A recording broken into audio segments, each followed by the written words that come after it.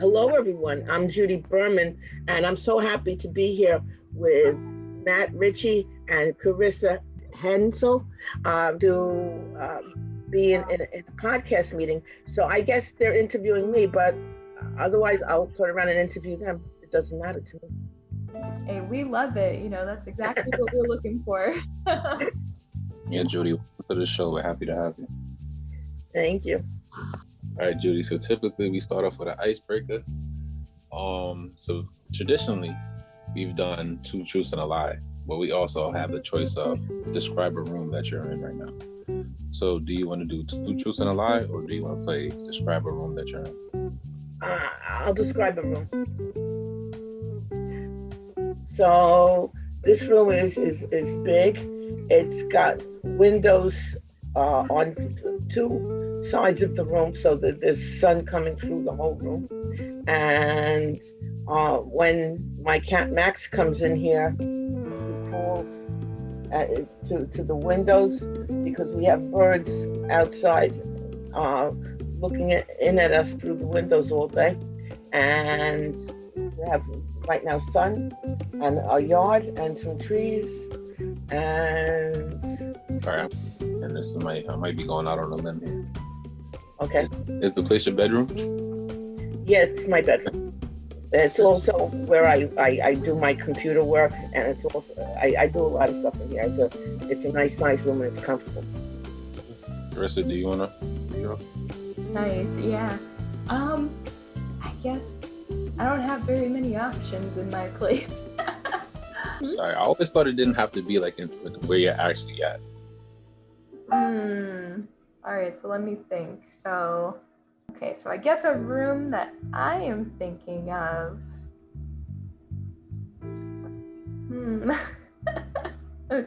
Try to think. And now I'm stumped. Because it's hard to think of things that like you where you're not, like you see like the present and you see where you are. But I guess I'll do so. The room that I'm thinking of has a piano in it and like sort of wood floors, a couple really comfy chairs in it, like windows like all around the walls, a couple tables and storage bins, but you could see everything outside, like all the trees and stuff.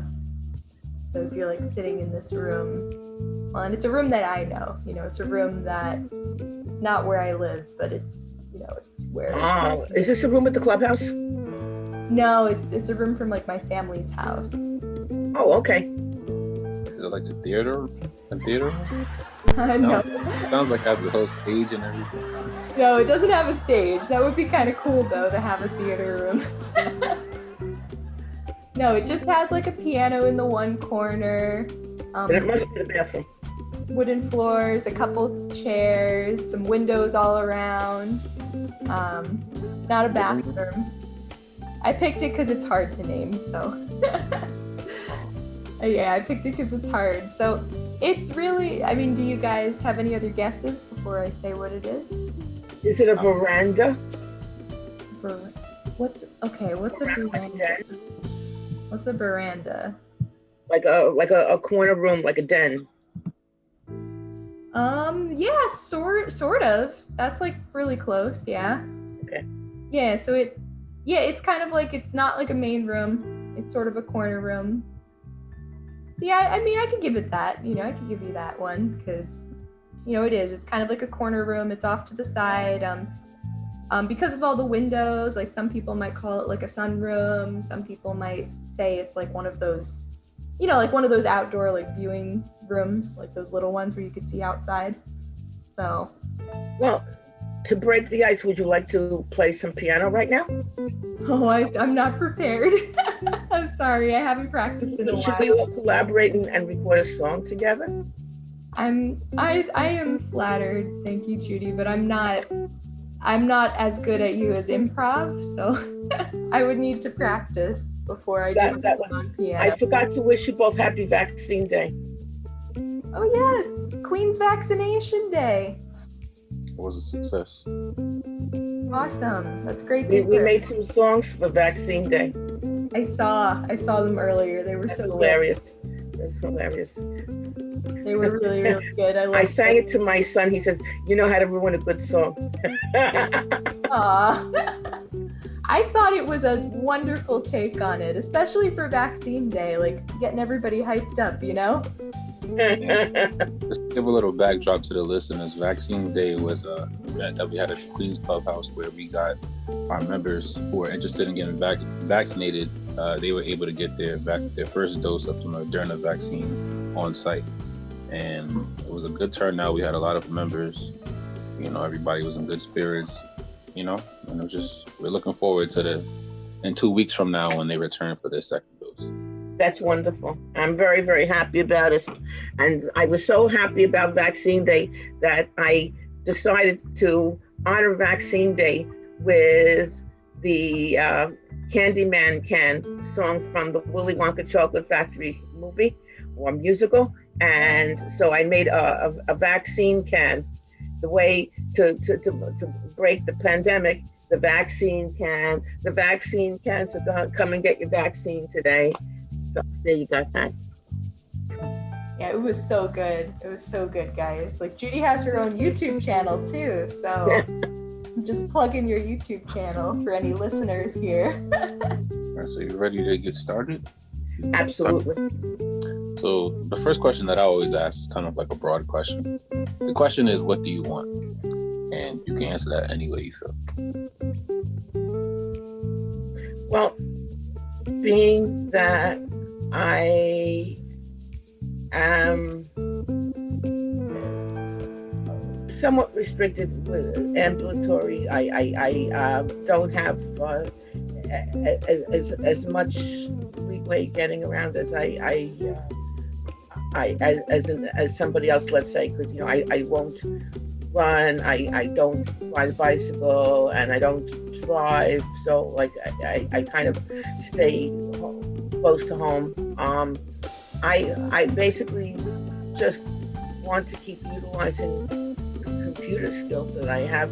I've seen the computer technology really blossom, especially this year when so many things closed, that we're able to connect with Zoom.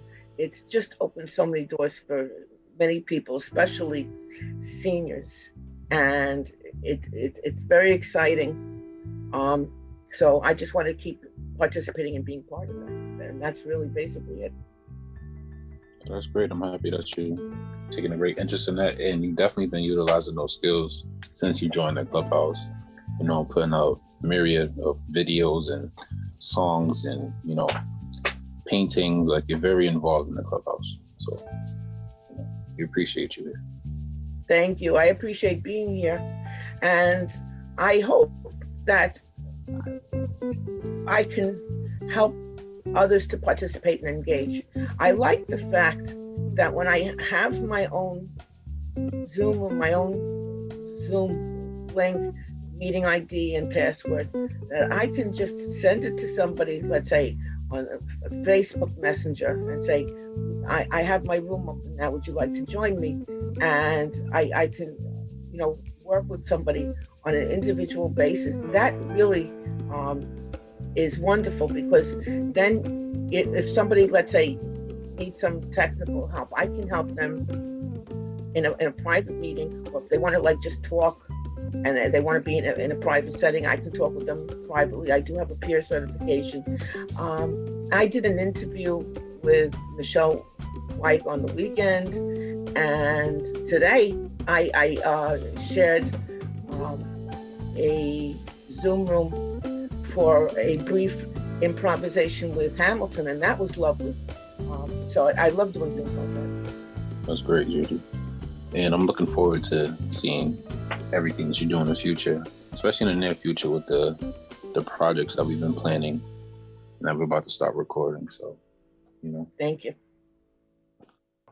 I would say that I've had to be able to improvise and sometimes think fast and be by the seat of my pants, so to speak, because sometimes I get caught by surprise, blindsided.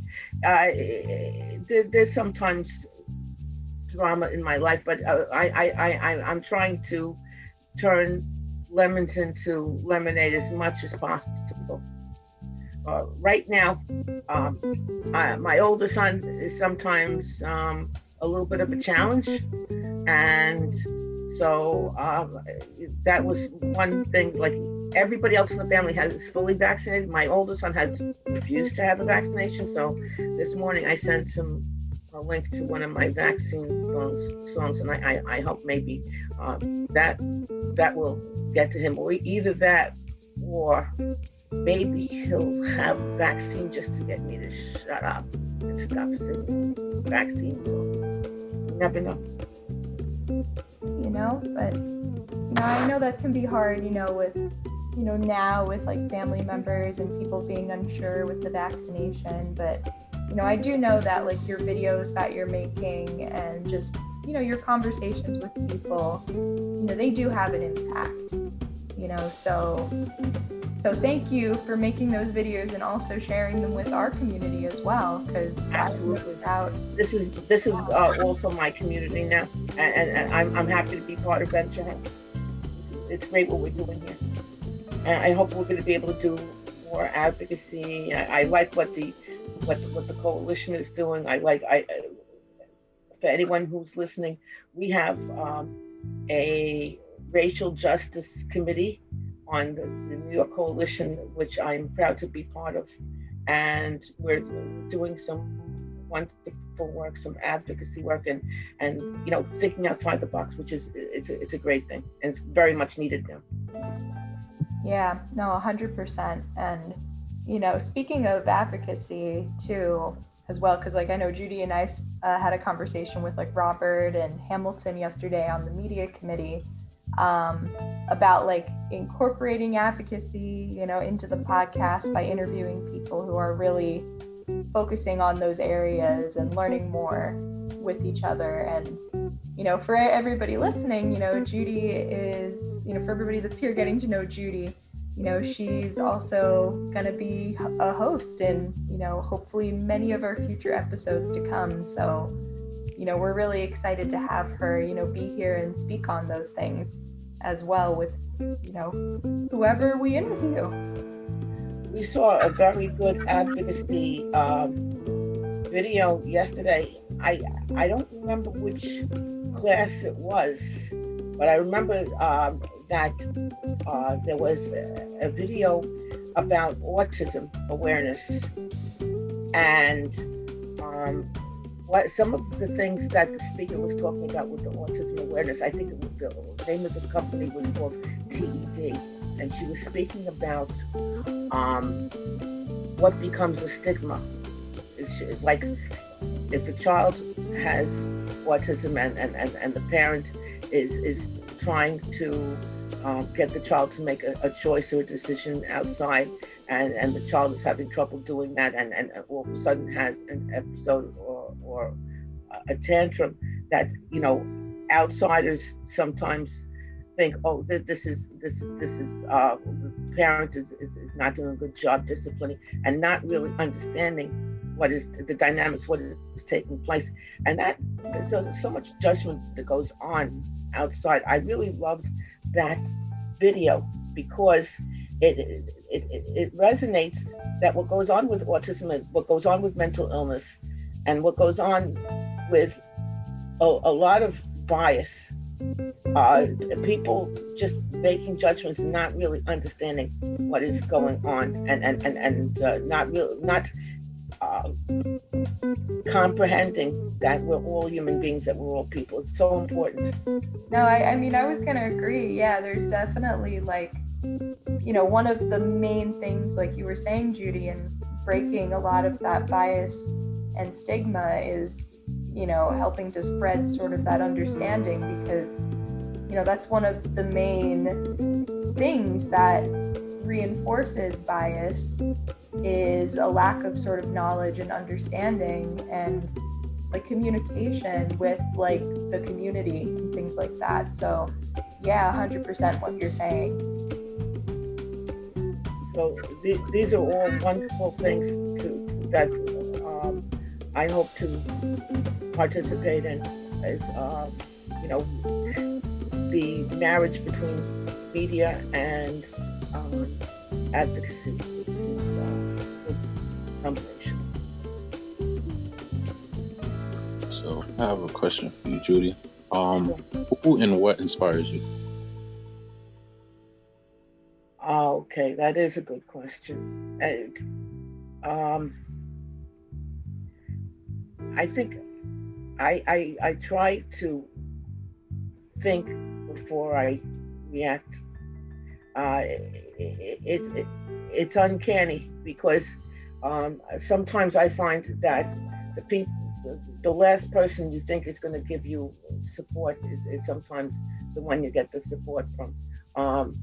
Case in point, when as I face challenges sometimes with my older son right now, I find as soon as I text my ex-husband, as soon as I call my ex-husband, he's right away right there talking with me.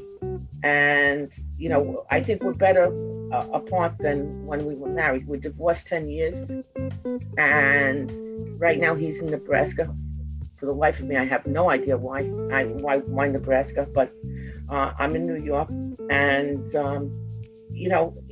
when he talks to me and he's supportive, it's like he never left. And this is how interesting is that? So I just take it day by day, and my motivation comes sometimes just like from what's needed at the moment,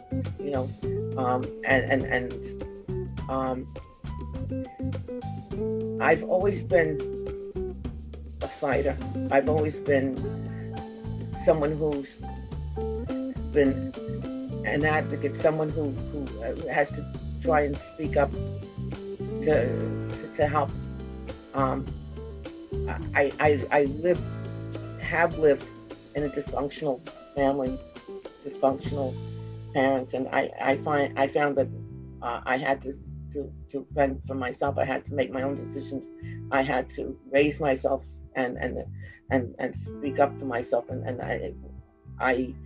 I believe that my older son has a diagnosis of autism. I never really knew for sure, but now he kind of agrees with me, and other family members kind of agree.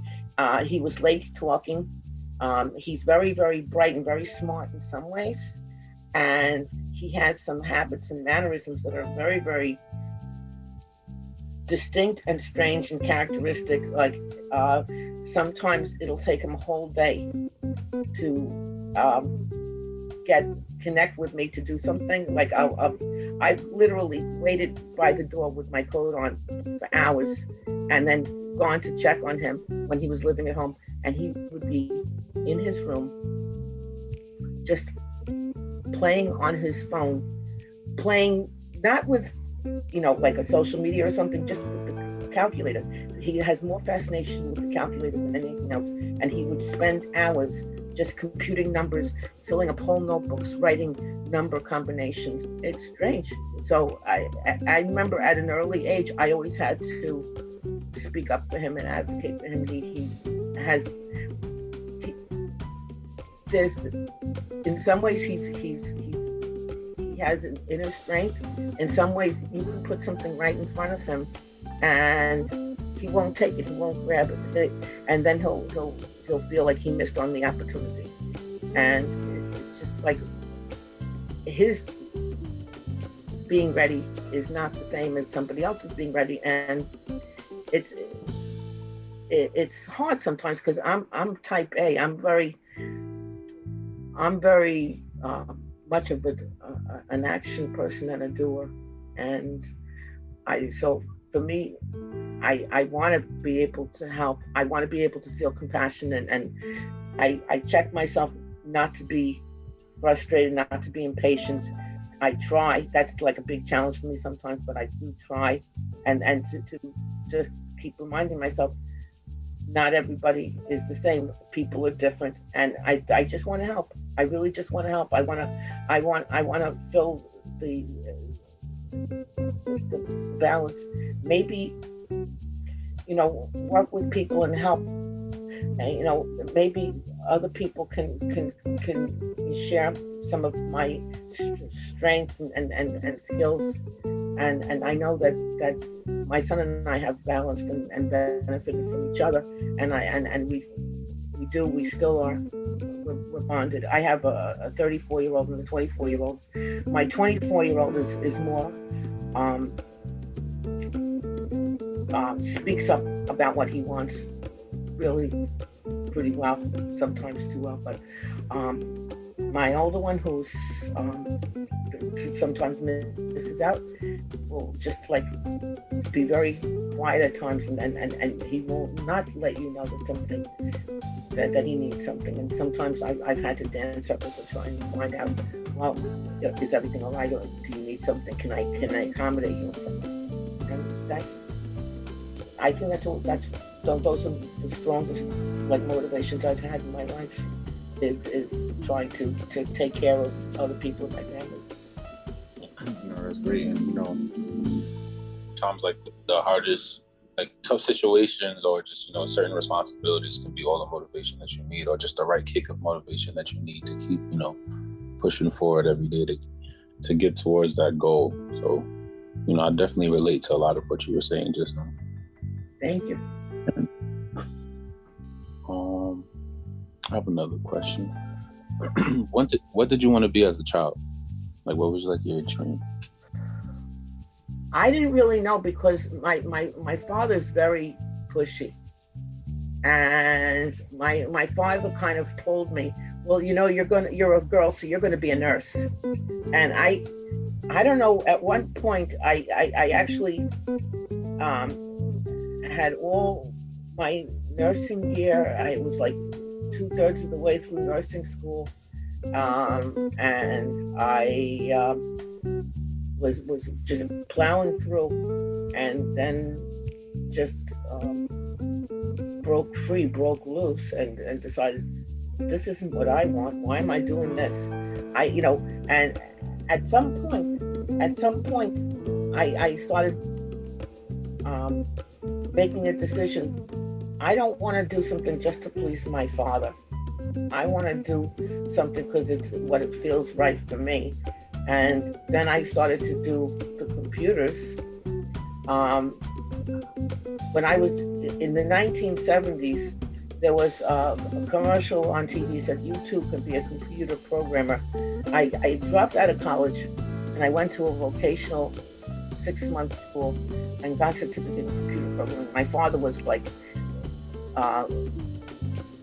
completely went nuts with me, livid, oh, you're so gullible, you don't know what you're doing, you just believe everything, this is a gimmick, it's all a gimmick.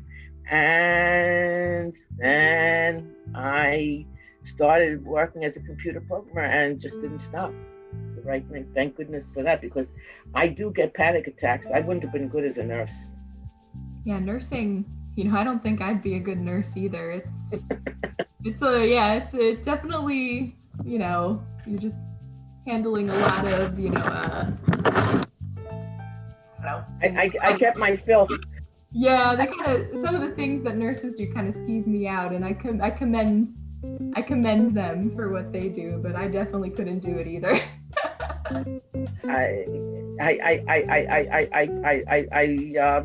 I find emergency rooms very frightening, and I have all the I get my fill of anything medically related from watching Chicago Med. That's I don't need more than that. That's it. That's all I need. And this year, this COVID year, I think if I didn't want to be a nurse this year, kind of drives it home. Well, Judy, thank God you're not a nurse. Judy, thank God you're not a nurse. It wouldn't have been good for me. I'm much better with the keyboard. Yeah, and that's so interesting too. You did a little computer programming. I think that's so cool. you know, and I'm not surprised though with like, you're pretty tech savvy, you know, just from how you're making all these videos and things, but you know, that's really, really cool, you know. It's just something, do you think that's something that, you know, kind of led the way towards your like media interest, or like did it help you discover other areas? Well, I was a computer programmer for a lot of my adult life, and you know, had to support my family, and you know, I was married for 26 years to my husband. He worked in the post office, and you know, so both of us were working, raising two sons. And when I first became a computer programmer, there were punched cards, and I actually lied to get my first job, because I was, you know, you couldn't get a first job that easily. So I told them I had experience when I didn't. I got a job, and I went in early. I was very young at the time. It was like my early 20s. I got to the job before anybody else, and I looked at the computer programs, the punched cards, copied them through the card readers, and brought them home with me to study them and look at. And I just gradually learned more and became more and more familiar. And then it changed from cards to the DASD stores, you know, the disc peripheral devices, then with the monitors, what they used to call the dumb terminals. And every step of the way, I had to relearn the technology. And I took internet courses when they first came out in the 1990s, and I became familiar with the internet. And I was like, I just love this. I love that you could actually look up information and get what you needed so fast. So I just did this. And as a computer programmer, I was working with a lot of different data and a lot of different platforms of computers. But everything that has come across now with the phones, with the apps and the graphic user interface, a lot of this is already past my career, because I'm retired now. And my older son, Gerald, had to lock horns with me and drag me to a phone store for me to get my first smartphone.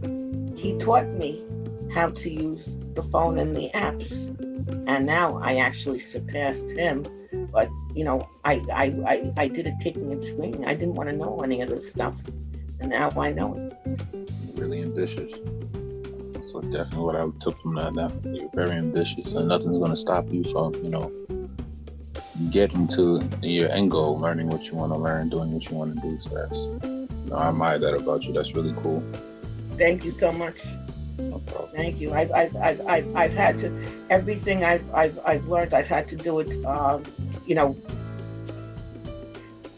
it doesn't always come fast or easy. I'm more of a visual person, and I think it was in the media meeting yesterday, I showed this podcast recorder that I have. It's sitting in a box, and I have the instructions. I saw YouTube videos of how to use it. I have the wire to plug it in. I plugged it into my computer, and you know, I get puzzled. I'm still thinking, like, how am I supposed to use this? And I'm gonna have to like go through another few times. It's like a reiterative process. Go through the YouTube videos again, go through the instructions again. Maybe eventually I'll figure it out and learn it. Some things are, you know, some things it just doesn't click, with like learning how to use certain machines. I'm not, when it comes to like the devices and the hardware, it's something about it frightens me. That's why I need someone to show me and to help me, like with the smartphone. But now, just I don't give up though. That's one thing. I try to be tenacious. I try to persevere, and I persist. I try not to give up. I try to keep trying. What you can do is keep trying, day by day, and we definitely making strides. And as long as you keep putting that effort in, there's nothing else to do but make strides. You know what I'm saying? So yes, that mindset that you have. Thank you. So what makes you happy? I'm a very low maintenance person. I'm what they call a cheap date. I don't, I love you was not, with necklaces, pearls, or diamonds, or, fabulous cruises, vacations, or anything like that. It's always been simple things. I feel the less material things that you need, the better off you are, because then the less you have to lose. People go through hardships, fires, floods, and wars, acts of God, and in a heartbeat, one day you can have things and one day not. So I find the simple things give me pleasure. That's why I enjoy cats and flowers. When I try to do drawings or do artwork, I like to just do something simple. I like to do cats, flowers. I like simple stuff. Simple stuff makes me happy. That's a really great perspective to have, and I like the way that you put things. We do take a lot of things for granted that we don't even realize that we're taking for granted, just because we want so many things that we don't even realize. I have a lot right now. I should be happy for what I have, because I do have more than, some people in this world. So, we always got to be thankful for every little that we do have. Oh, that's the silver lining for the pandemic this year. It's been very cleansing. It's been an equalizer, that's for sure. When no one could travel anywhere, then it really didn't matter if you could travel or not, because you couldn't. And when you had to shelter inside, now what's the biggest thing? The sunshine. You have a sunny day. Everybody has to be happy to just enjoy it. And if you don't feel like going outside, look at the sun coming through the window. Oh yeah, and it definitely it definitely kind of slowed things down. I think this is kind of what you were getting at, Judy, is, people were kind of forced to kind of sit back and be like, okay, what now? And so the little things, like you said, looking at the sun out the window, just appreciating the nice weather, those became, just so much more important to appreciate. I don't know about anybody else, but after the cold weather, I am so excited to get back outside. And definitely, like you were saying too, is that the pandemic has really kind of opened a lot of new options in ways where certain things like jobs and stuff that we thought, hey, couldn't be online or virtual, actually can be, in certain ways, so I think it's changed a lot of what's happening in the world and how we're going to move for things in the future. Well, one of the things I'm looking for, I completed 22 classes with the Academy of Peer Specialists, and I have the core certification. I'm a certified peer specialist with the core courses plus electives, and I'm provisional because I haven't put the timing. So, I'm not looking to make money. What I'm looking is just to have my full certification transition from provisional to full certified. I'm hoping that maybe I can use my skills to, provide support either on Zoom or on a warm line and help people that way as a volunteer. That sounds awesome. I think you would be an excellent peer support, for, like you said, really, I think you could do anything you set your mind to, but I think you radiate this energy that would be such a support for people that would talk to you. Thank you. I want to do it as a volunteer. I'm not interested in making money. I just want to be a volunteer. I mean, that would be awesome, Judy. And hey, what you're doing is, whether it's for pay or not, it's just amazing that that's something that you want to go out and offer for other people. That's just so great. And by the way, there's a market right now. This I think I should scream this from the rooftops. There's a lot of old people who are going to need to be connected on Zoom, and so I think that they're going to have jobs for people to just go and come to old people's houses and help them get connected and set up and show them how.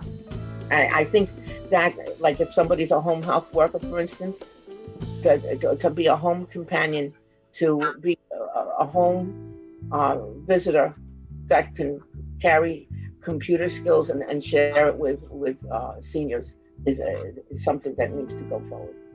100%. I think that would be that's such a need. It really, really is such a need, especially, just with now it's great that there no longer needs to be scheduled appointments in New York, I think, for vaccinations, but that was such a need for people when you could only schedule online and there was no sort of support system for a lot of people. So that would be such a wonderful program to come out of this. And not be isolated. Yeah. I went to Europe on my honeymoon. Oh, yeah. Tell us about Europe.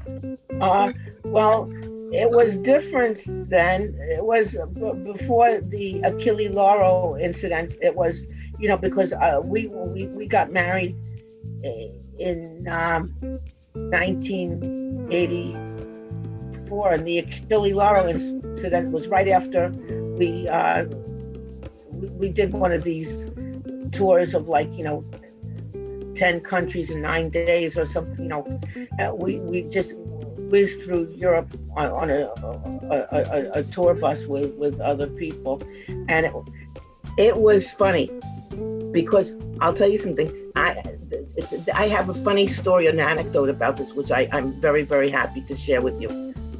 Every place we went, I swear to you, I'm not making this up. You couldn't possibly even dream this stuff up.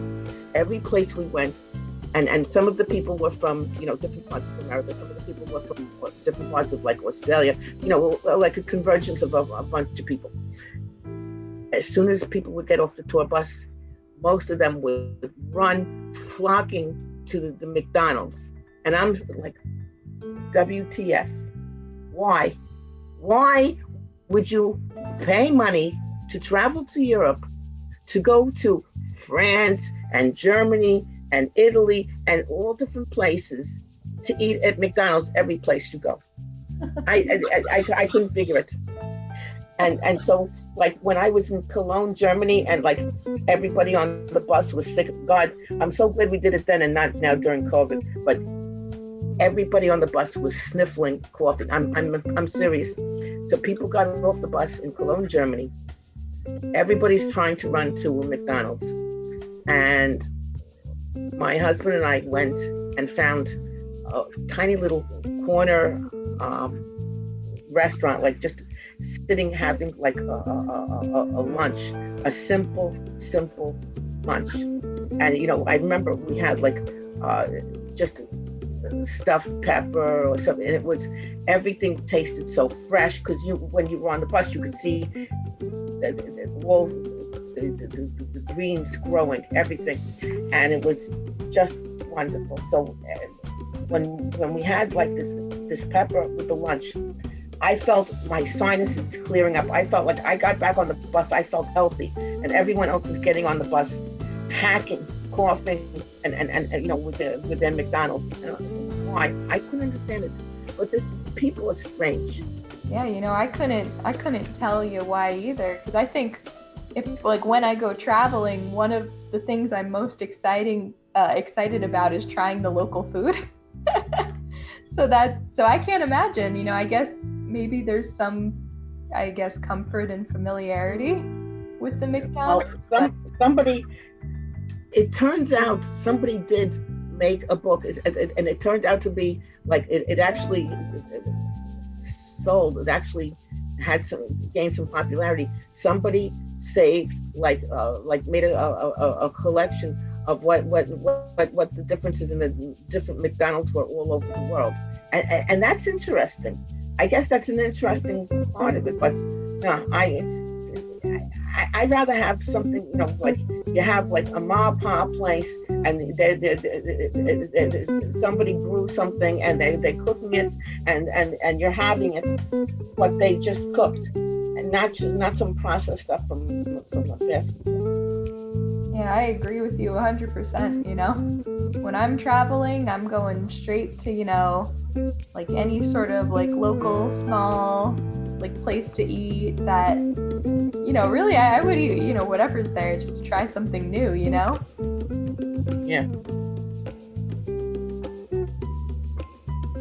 Okay. Got me hungry now. Me too. My stomach started rumbling. Oh, it's funny because like when I was part of the virtual group with Fountain House, and it was like thinking about like the meet and greets for the different clubhouses around the country, around the world, or whatever, and we were thinking about the icebreakers. And one of the things I thought of is ask people, any place that people are from, ask them what is their go-to food from where they are, and I bet we could make some kind of a collection, like a recorded collection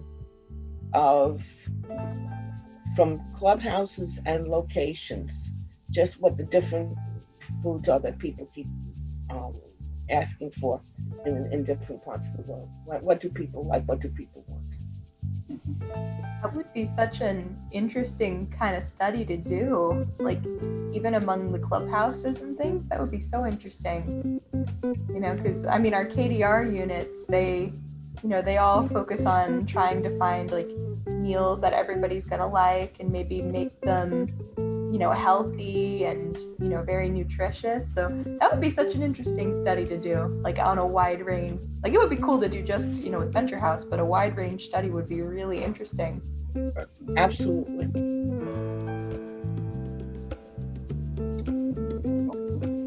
Yeah, I'm so glad Judy is a part of Venture House and is going to be continuing to work with us in the future, because that's just one example of the awesome ideas that she has and she's come up with. Well, we're going to collaborate, media, advocacy, and maybe virtual clubhouse. Well, we're definitely going to have like a hybrid portion. I don't know if there's going to, in Fountain House, they have their own virtual unit, their own virtual working group, committee, whatever you want to call it. I don't know if that's something that in the cards for us, because I could definitely see where that could fall into place between media, advocacy, and virtual, because how do you do everything? Now it's on Zoom, but even when it's not on Zoom, it could be on Zoom. Yeah. And I know that's something that I was talking with I think yesterday, like we were chatting about it in the policy meeting briefly, like because we want to keep our virtual around. You know, we all put so much work and love and effort into it that's something we want to continue. So I was talking with Juliet and McKenny yesterday about getting us some new like microphones and sound speakers for like when we're in the clubhouse. If we do like those big meetings, everybody can kind of hear everybody, whether you're in person or virtual. So, what about a whiteboard that from Funhouse Virtual, Jessica Sinitar and Kate Foster had mentioned a few times about a whiteboard. I know that they're a fortune of money. I know that they're expensive, and that money is something that Fountain House has and Venture House doesn't have. Now, the thing is, what I'm thinking, the one thing that I worry about is if you have expensive property, you have to be so careful that it doesn't get broken, that it doesn't get damaged, or that nothing happens to it. Because we're talking about a whiteboard is like, I think could be even like $10,000 for one item. And that's prohibitive. I couldn't imagine. But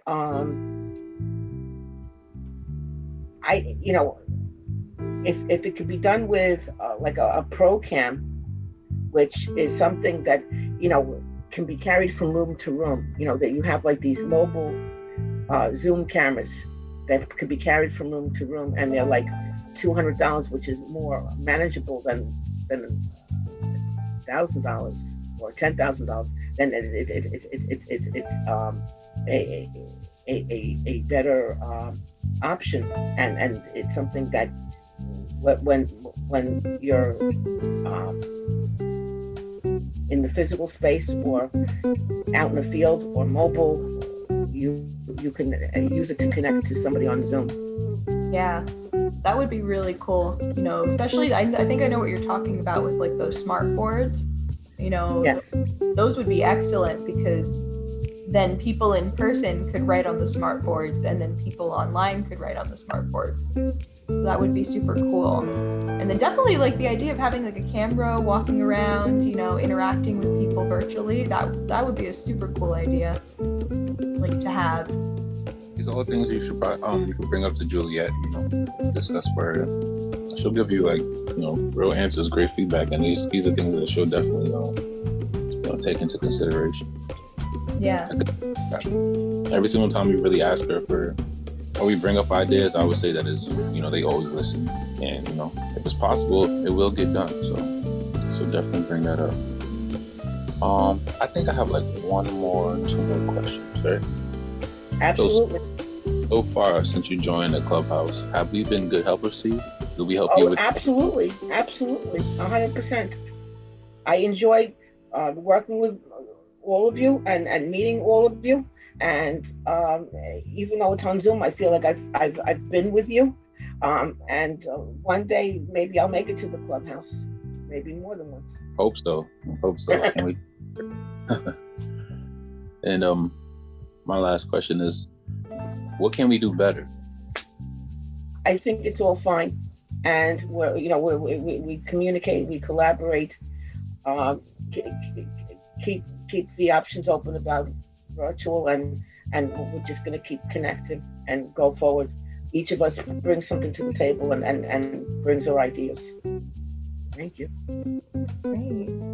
Awesome. So, I don't know, Judy, do you have any questions for us? Yeah. Are you both happy being at Venture House, and is this everything that you wanted? Oh, 100%. Yeah, this is actually this is like my first like full-time job out of college. And like, when you're just kind of getting into the workforce, you don't really expect your first job to be something that you like love, and you don't expect it to be like, you expect it to be like, okay, I'm getting the experience for something I do love. But I think in my case, I was really lucky because I found something that I love, and I found such a great community basically right off the bat. So I'm very happy, and I'm content with, where I am right now. And, like, they're so great. They're supporting me with my school and everything. So That's great. yeah, it's been a great, almost 3 years so far. Oh, I'm happy for you. And you, Matt? Yeah, I'm happy. I'm happy here. This is like my second like full-time job out of college. And I agree with what Carissa said. Except how can I say this? How she expected her first job to go, like mine's actually was like, so like I liked it and it taught me a lot. I learned a ton. I made great relationships. But then like I don't know, just somehow I just came to Venture House. Like it just happened like that, I had a conversation with David one day, and just his energy, you can just feel it. And then so they invited me to come down to the Clubhouse, and like I came down to the Clubhouse and I was there for like an hour, I think. And you would have thought like I was there for like 10 years. Like everybody, Fantastic. it was like, just super polite, super friendly, welcoming. There's this one guy, I can't remember his name, and I'll never forget him, because when I came there, he was like my tour guide. He was just like the life of the party. He was introducing me to everybody. He was going up to Juliet, like, I like this guy, hire him. And I'm so happy. Yeah, and I never saw him again. But I look for him every day. But like that's just like the type of environment, Venture House is. Like you'll meet somebody for 5 minutes and it's like a family member, And while being here, I just learned so much. They helping us, develop our skills, as you can see with like the podcasts and like the videos and things of that nature. They let us be us and bring our own work styles to the environment, which it's great. Couldn't ask for much more. I'm so happy, and I'm happy to be part of this. This is wonderful. We're happy to have you, Judy, and I thank you for taking the time to sit down with us today and telling us more about it. Thank you.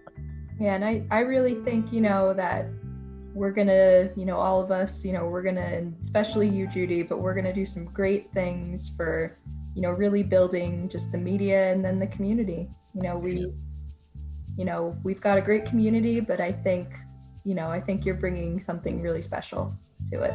I'm happy to bring it here, and I'm all in. I want to see us all grow, and this is great for all of us. Thank you. Thank you for taking the time to interview me. Of course, and we can't wait to, for anybody listening, can't wait to hear from Judy again as a host for some of our future episodes here. I hope that you enjoy the Michelle White interview, and I'm interested for any feedback when you do get to see it and hear it, and I also supply the transcript for it. So in YouTube world, she's saying like, comment, and subscribe when you hear this and you see all the other videos. Yes, 100%. All right, guys. Take care.